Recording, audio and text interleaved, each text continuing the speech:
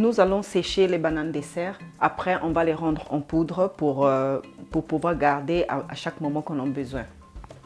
On va commencer par laver notre banane. Pourquoi j'insiste toujours, les gens se moquent de moi en me disant pourquoi je lave les bananes.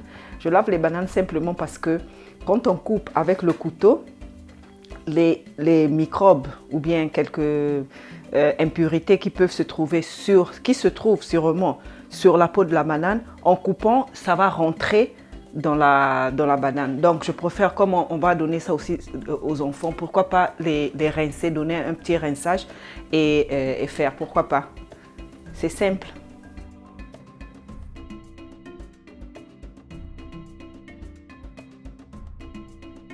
Vous allez couper finement. Quand vous allez sécher, c'est bien aussi pour la conservation. Vous pouvez les laisser secs comme ça, donner aux enfants comme goûter pour emmener à l'école. Sinon, vous pouvez rendre ça en poudre, en pilant, ou bien si quelqu'un a la machine peut faire ça avec la machine. Quand vous avez fini de couper, mettre sur votre plate comme ça, et puis vous allez couvrir pour sécher. La première partie est finie, on va se revoir à la deuxième partie. Voilà nos bananes qui sont secs. Ça doit comme je disais, comme avec les bananes plantains, ça doit se casser et pas se plier. J'ai trouvé que les bananes plantains se sèchent un peu plus rapidement que les bananes dessert. Donc vous devez avoir un peu plus de patience avec les bananes dessert parce que je crois que c'est à cause du sucre qui se trouve, le contenu du sucre qui est très élevé, qui se trouve dans les bananes dessert qui empêche à ce que ça se sèche plus rapidement. Mais ça s'est séché. Rappelez-vous que ça doit se casser et pas se plier.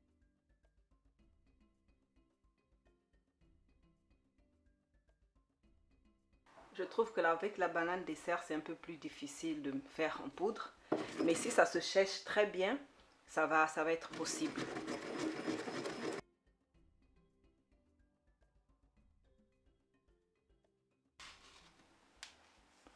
Voilà notre poudre de banane dessert. Je vous rappelle que les bananes sèchent comme ça à cause de manque d'humidité, à cause de manque d'eau. C'est beaucoup plus sucré. Donc c'est comme si c'est des bonbons à la banane. Donc les enfants, je crois qu'ils vont aimer parce que c'est comme des bonbons. C'est très très sucré. Moi, je vais procéder avec la machine.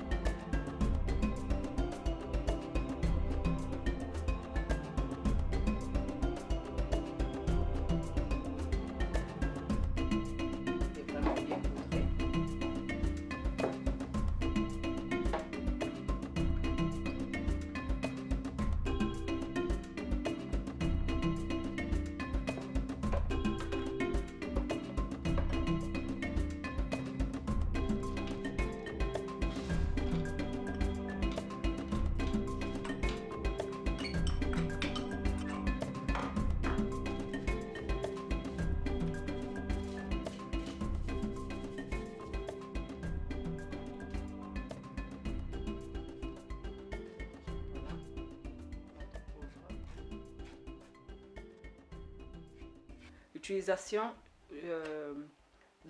ça peut être utilisé dans le yaourt à froid ou bien dans la bouillie à froid aussi, ça veut dire à tiède, même pour les bébés de plus de 6 mois.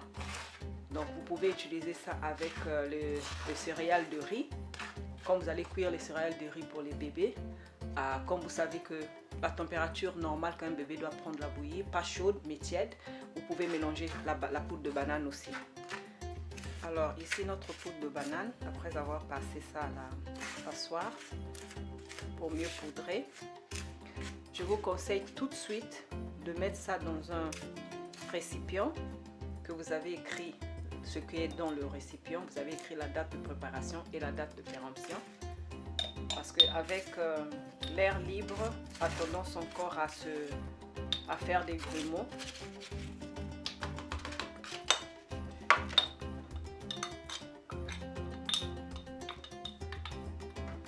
Vous devez conserver ça dans un endroit sec à l'égard des rayons solaires pour ne pas que ça détériore. Alors ici, je termine ma vidéo. Merci de votre attention et à la prochaine.